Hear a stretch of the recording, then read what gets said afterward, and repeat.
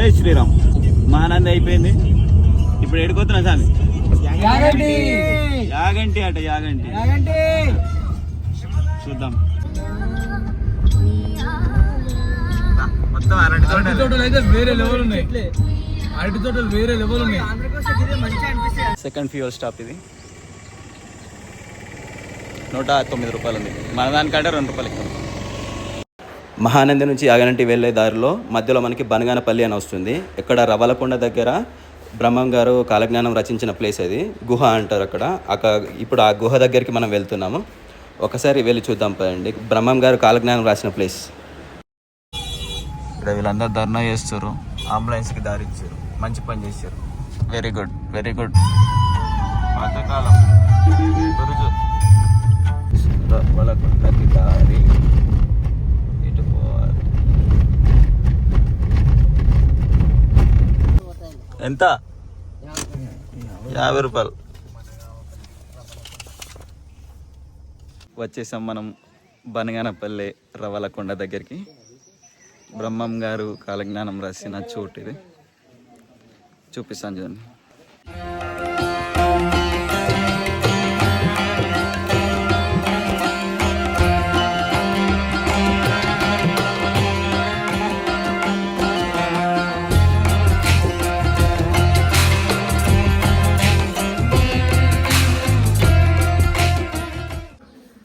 చెప్పండి పంతులు గారు, ఈ గుడి టెంపుల్ గురించి చెప్పండి ఒకసారి. మనకి ఇక్కడ బ్రహ్మం గారు చిన్న వయసు అనమాట. 13 సంవత్సరాల వయసులో వారు ఇక్కడికి రావడం జరిగింది. ఆ 13 ఏళ్ల వయసులో వారికి ఇక్కడ వీరంపై అనేసి పేరు. జన్మస్థలం మనకు ఉత్తరప్రదేశ్ అనమాట. అక్కడ జన్మించి వారు 16వ శతాబ్దంలో కర్ణాటకకు వస్తారు. కర్ణాటకలో వీరంబొట్లయ్య అనే పేరుతో అక్కడ 12 సంవత్సరాల దాకా పెరిగారనమాట. పెంపుడు తల్లిదండ్రుల దగ్గర పెరుగుతారు. వీరబాపమ్మ వీరభోజయాచార్యుల దగ్గర 13 వయసుకు తీర్థయాత్రలు చేసుకుని బనగానపల్లికి వచ్చారనమాట. అక్కడ వీరపై పేరు చెప్పుకుని అచ్చమాంబ అనే ఆమెతో ఆవుల కాపరికి చేరుతారు. ఆవులు కాయడానికి రోజు ఈ రవలకొండకు వస్తుండేవారు. ఈ రవలకొండకి విరద్ధం చెప్తుంది అమ్మ. ఇదంతా కూడా అప్పట్లో పురులు సింహాలు అరణ్యం కదా. కానీ మరి మహిమన్వితులు కాబట్టి ఆవులు ఇక్కడికి కాస్తూ వచ్చి మనం ఉన్న స్థలం వెనకాల ఒక మర్రి చెట్టు ఉంటుంది. ఇది ఆనాటి చెట్టు అనమాట. ఇలా మనం ఈ ఆలయం కలిగిన ప్రదేశంలో ఆవులంతా నిలిపేసి ఒక చుట్టూ గీతని వేసి ఆ గుహలోపలికి వెళ్ళి కాలజ్ఞానం రాసుకుంటూ ఉండేవారు. ఆ ప్రకారమే ఈ బనగాన ప్రాంతంలో వారు 13 నుంచి 25 వయసు దాకా ఇక్కడ గోవులు కాపరి ఉంటూ కాలజ్ఞానం రచించారనమాట. తర్వాత అచ్చమాంబ గారు కూడా ఒకరోజు స్వామిని పరీక్ష చేయడానికి వస్తారు. బయటంతా చిన్న మామూలు బాలులాగా తిరిగేవారు. వేరే వాళ్ళు చెప్తారు, అతను మీ ఆవుని కాయటం లేదు, కొండలో విడిచిపెట్టి ఇక్కడకు కనిపించకుండా గుహలోపలికి వెళ్ళిపోతున్నారని. అదంతా కూడా ఆమె వినేసి స్వయంగా ఆమె చూడటానికి వస్తుంది. ఆ గుహలోపల మీరు చూడొచ్చు. అచ్చమాంబ గారు చూసిన స్థలాన్ని కూడా మనం గుహలో చూడొచ్చు అనమాట. అప్పుడు ఆమెకు అర్థమవుతుంది, ఇతను ఒక సామాన్యమైన మనిషి కాదు, ఇతను ఒక మహిమాన్వితుడు అనేసి. అప్పుడు క్షమించమని కోరుకుంటుందామా ఇంటికి వెళ్ళగానే. అప్పుడు అచ్చమాంబ గారిని యాగంటి గుహలోకి తీసుకువెళ్ళి ఇక్కడ రాసిన కాలజ్ఞానం అంతా కూడా అక్కడ ఆమెకి యాగంటిలో బోధించడం జరిగింది అనమాట. మొట్టమొదటిగా ఆమెకి చెప్పారు కాలజ్ఞానం అంతా కూడా. ఇక్కడ రాసిన కాలజ్ఞానం అంతా కూడా ఆమె ఇంట్లోని కింద బనగానపల్లి టౌన్లో అచ్చమాంబ గారి ఇంట్లో భూమిలో పెట్టేశారనమాట. దాని మీద ఒక చింత చెట్టును కూడా పెట్టారు. అందుకు దాన్ని చింతవనం అంటుకోవచ్చు. టౌన్లో అది కూడా మనం దర్శనం చేసుకోవచ్చు అనమాట. అచ్చమాంబ గారు చెప్తారు, ఇంకా మీరు కొండలోకి వెళ్ళాల్సిన అవసరం లేదు, మీకు ఒక మఠాన్ని ఏర్పాటు చేస్తామనేసి ఊరి చివర నేలమఠం అనేసి అక్కడ ఒక మఠాన్ని ఏర్పాటు చేస్తారు అందరూ కలిసి. ఇక రాసుకున్న తర్వాత నేలమఠంలో ఉంటూ భక్తులందరికీ కూడా కాలజ్ఞానం బోధిస్తూ కొన్ని మహిమను అక్కడ అందరికీ ప్రదర్శించారు.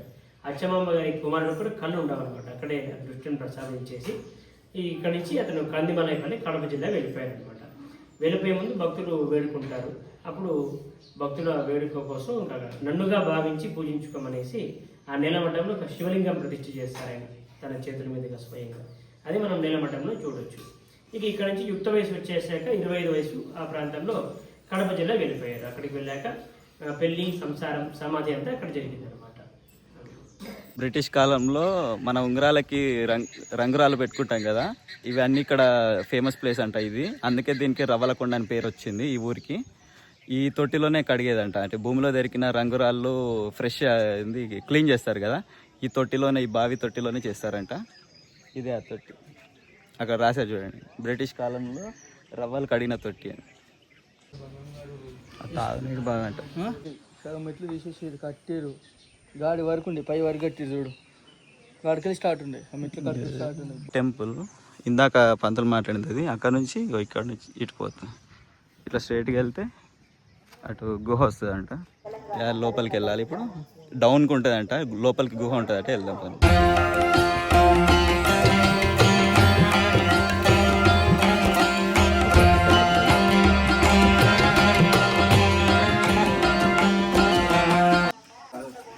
లోపలికి వెళ్ళాలి.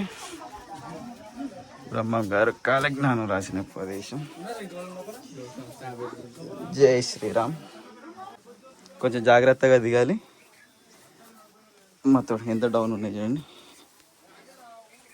అమ్మో డేంజర్గా ఉన్నాయి. జాగ్రత్తగా దిగండి. చాలా డౌన్. మస్తు అవుతుంది ఒక్కొక్కటి. మా వానర సైన్యం మళ్ళీ కట్టినట్టు మనకు దిగడానికి కోసం జన్మన్ లోపలికి దారి ఇటు. అమ్మ బెండ్ అయి రావాలి.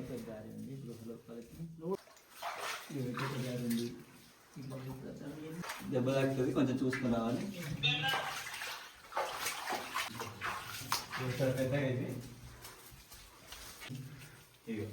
ఇక్కడ ఇది మహానందికి పోయే దారి. ఇక్కడ నుంచి మహానంది 60 కిలోమీటర్ దూరం ఉంటుంది అట గుహ మొత్తం. ఇదేమో స్వామివారి కోనేరు.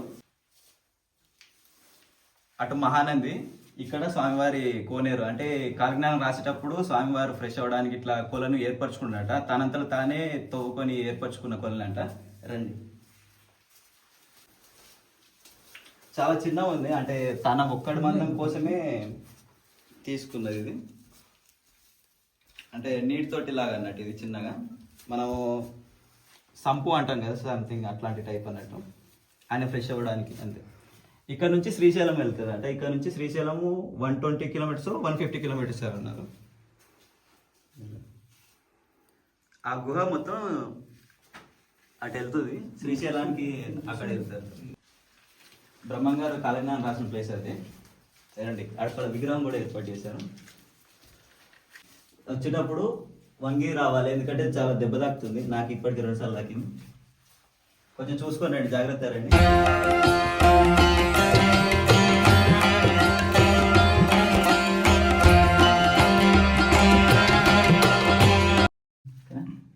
ఇక్కడే బ్రహ్మంగారు అక్కడ కూర్చొని కాలజ్ఞానం రాశారని చెప్తారు. అక్కడ విగ్రహం ఏర్పాటు చేశారు దానికి గుర్తుగా. కాలజ్ఞానం రాసిన దానికి గుర్తుగా విగ్రహం కూడా ఏర్పాటు చేశారు. ఈ గుహ దారేమో యాగంటికి వెళ్తుంది. ఇక్కడ నుంచి 10 కిలోమీటర్ల దూరం ఉంటుందట యాగంటి ఇక్కడ నుంచి.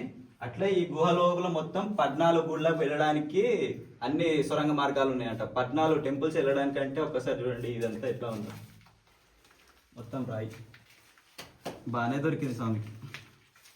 ఇక్కడ నుండి అచ్చమాంబ గారు అక్కడ బ్రహ్మం గారు కాలజ్ఞానం రాస్తుంటే ఇక్కడ నుండి ఇలా తొంగి చూసారని ఈ ప్లేస్ అంట అది. దానికి గుర్తుగా అచ్చమాంబ గారి విగ్రహం. ఇక్కడ నుండి అచ్చమాంబ గారు అక్కడ బ్రహ్మం గారు కాలజ్ఞానం రాస్తుంటే ఇక్కడ నుంచి చూశారు. అందుకు గుర్తుగా ఇక్కడ అచ్చమాంబ గారి విగ్రహం పెట్టారు. అక్కడ నుండి ఇలా చూశారు అన్నట్టు.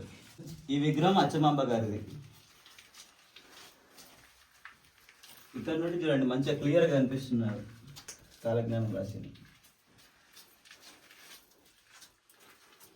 బ్రహ్మం గారు. కాలజ్ఞానం రాసిన ప్లేస్ అది. కొంచెం చూసుకుంటూ రావాలి. చూడసారి ఎంత దగ్గర కిందికి ఉన్నాం, దెబ్బ తాకుతుంది నెత్తికి.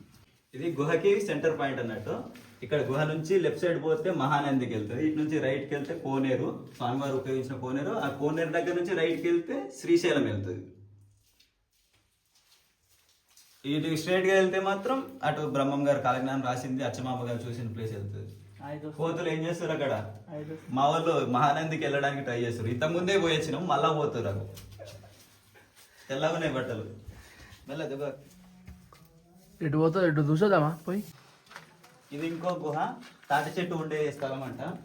కాలజ్ఞానం రాయడానికి తాటి కొమ్మలు దింపాడు కదా, ఆ గుహ దగ్గరికి వెళ్తుంది ఇప్పుడు.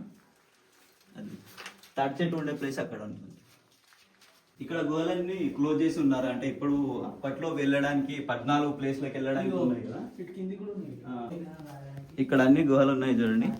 ఇటొకటి బంద్ చేశారు మొత్తం, అటొకటి సీక్రెట్ అన్ని సొరంగ మార్గాలు. ఇవన్నీ ఇక్కడ. ఇదొక దారి, ఇటు నుంచి ఇంకొక దారి, ఇటు ఇంకొక దారి ఉన్నది. అన్ని జయ హనుమాన్ ఎంత ఇంత లోపలికి ఉన్నది. దాదాపు ఒక 3 ఫ్లోర్ల అంత మెట్లు ఉన్నాయి. జాగ్రత్తగా ఎక్కాలి, కొంచెం స్లిప్ అయితే మాత్రం. ఇక్కడ గుహ లోపల ఒకటి హెచ్చరిక ఏమేమి పెట్టారంటే, గుహ లోపల దీపాలు పెట్టేయడం కానీ అగరబత్తీలు ముట్టేయడం కానీ చేయదు, ఎందుకంటే లోపల ఆక్సిజన్ అందదంట. అలానే రాళ్ళు ఒకటిపైన ఒకటి, మన తిరుపతిలో ఇల్లు కట్టుకోవడానికి రాళ్ళు పేర్చుతాం కదా, అట్లా ఇక్కడ చేయకూడదు అని చెప్పి లోపల చెప్తున్నారు. ఎందుకైనా మనము నేచర్ని కాపాడుకోవాలి కానీ అంతకని ఇంకా ఉండద్దు కదా. లోపల అయితే బాగుంది, చాలా ఇంట్రెస్టింగ్ ఫ్యాక్ట్స్ తెలుసుకున్నాం ఇప్పుడు. ఇందాక పంతులు గారు మాట్లాడారు చూడండి, అది కూడా వీరప్పయ్య గుడి టెంపుల్, ఇది కూడా వీరప్పయ్య గుడి టెంపులే. కాకపోతే అది పాత గుడి, అది కొంచెం శిథిలావస్థకు వచ్చిందంట, అంటే క్రాక్స్ వచ్చింది అంట. ఇవి అందుకే కొత్త గుడి నిర్మిస్తున్నారు. విగ్రహం బాగుంది. వీరప్పయ్య గారు అంటారు, అంటే వీరబ్రహ్మం గారిని వీరప్పయ్య అని పిలిచారు వారంట యుక్త వయసులో. కాలజ్ఞానంలోని కొన్ని సూక్తులు ఇక్కడ ఇలా పేర్చి రాశారు. బాగుంది ఇలా మంచి ప్లేస్లలో. ఈ విగ్రహం మీరు చాలా వీడియోలనే చూసి ఉంటారు. బ్రహ్మం గారి పాత విగ్రహం, ఇప్పుడు కొంచెం కలర్ వేశారు. చాలా ఓల్డ్ టెంపుల్ ఇది, చూడొచ్చు. చాలా వీడియోలనే చూసి ఉంటారు ఈ విగ్రహం. ఇది ఆనాటి కాలంలో మర్రి చెట్టు అంట. చూడండి, భక్తులు చాలామంది వస్తున్నారు, చూడొచ్చు. నేను ఎవరు రారు అనుకున్నాను, కానీ చాలామంది వస్తున్నారు భక్తులు. ఆటోలు ఇక్కడ మన బస్ స్టాండ్ కాడ నుంచి ఆటోలు ఇలా కట్టుకొని వస్తారంట. ఇక్కడ రోజు అన్నదానం కూడా చేస్తారంట. చింతమాను మఠం అంటారు అంటే దీన్ని. ఇప్పుడు మనం వచ్చినాం, ఇప్పుడు మనం రెండో ప్లేస్కి అయినా చింతమాను మఠం దగ్గరికి వచ్చాం.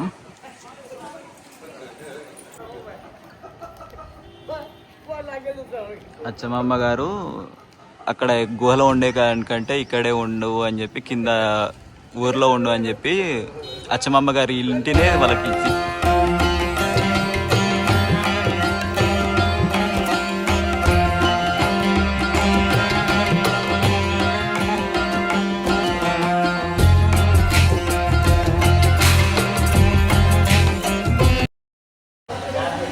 అచ్చమ్మ ఇంటికి దారి. ఇలా లోపలికి వెళ్ళాలి మనం. లోపలికి వెళ్ళడానికి దారి ఇది. చిన్నగా ఉంది, కొంచెం సైడ్ మీద ఉండాలి.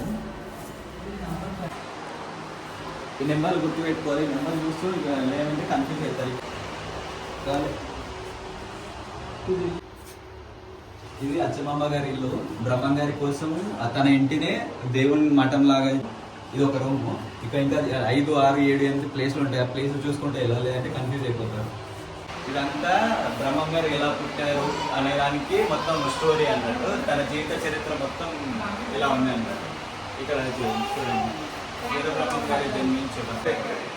ఇది అచ్చమ్మ గారి గోవులను అక్కడ రమలకొండ వెళ్ళొచ్చాం కదా, అక్కడి వరకు ఉంది ఈ ప్లేస్. స్టోరీ మొత్తం రమలకొండ వరకు మాత్రమే ఉన్నది. ఇది 6వ నెంబర్ సేనది.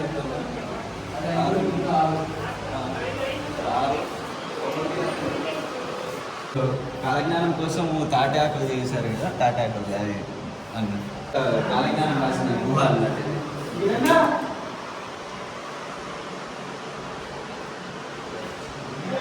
ఇది 9వ నెంబర్ అచ్చమ్మ గారి చింత చెట్టు అన్నట్టు. ఈ ఇల్లు ఉంది ప్లేస్ అదే చింతమాను మఠం అంటారు కదా, చింత చెట్టు. 10వ నెంబర్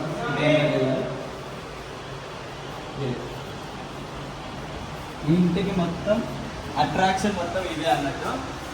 బంగారు విగ్రహాన్ని సేవ తీరుతున్నట్టు. ఈ ఇంటి మొత్తానికి ఇదే హైలైట్. ఇదే హైలైట్.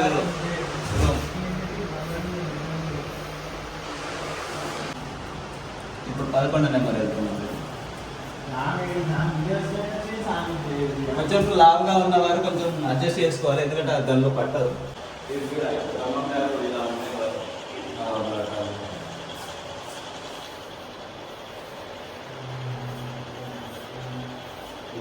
శిష్యుల వాళ్ళ అంత మొత్తం జీవిత చరిత్ర అన్నట్టు. 12వ నెంబర్ ఇది కూడా సేమ్. మళ్ళీ రమలకొండ ఉంది కదా, సేమ్ అది. పట్నాలు పైన ఫ్లోర్కి వెళ్ళాలి. పైకి వెళ్ళాలి. 15th నెంబర్ వెళ్తున్నాం. 14, 15. 15 మనువు యొక్క 6 చక్రాలు చెప్తారు కదా, ఇది అది ఇదంతా జీవిత చక్రం బ్రహ్మం గారి మొత్తం ఊర్లో అందరికీ కాలజ్ఞానం చెప్తున్నది వీడియో. పెయింటింగ్స్ బాగా చేస్తారు, మొత్తం స్కెచ్ పెయింటింగ్స్ ఇవన్నీ, ఫొటోస్ కావు, స్కెచ్ పెయింటింగ్స్ ఇవన్నీ. చూడండి నవాబ్ వాళ్ళు చేసింది. ఫస్ట్ స్టేజ్ అన్నట్టు బ్రహ్మం గారిది సమాధి వెళ్ళిపోతాడు కదా, ఈ సయ్యద్ ఏదో ఉంటుంది సంథింగ్, ముస్లిం అతను హిందువుగా మారి శిష్యుడిగా మారుతాడు కదా, అదే ఇది.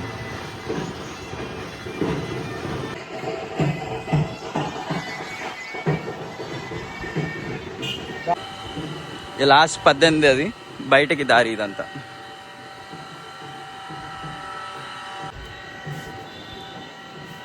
బ్రహ్మం గారి చింతామాను మఠం అయిపోయింది. ఇక ఇది లాస్ట్ ఫైనల్ స్టేజ్, మొత్తం సమాధిలోకి వెళ్ళిపోతున్న స్టేజ్ ఇది. తర్వాత వాళ్ళ శిష్యుడు కోరితే పాదరకలు, చేతి దండం ఉంటుంది కదా, తీసుకొచ్చి ఇచ్చేది ఇది. ఇక్కడ లాస్ట్ ఫైనల్గా అయిపోయింది అన్నట్టు సమాధి.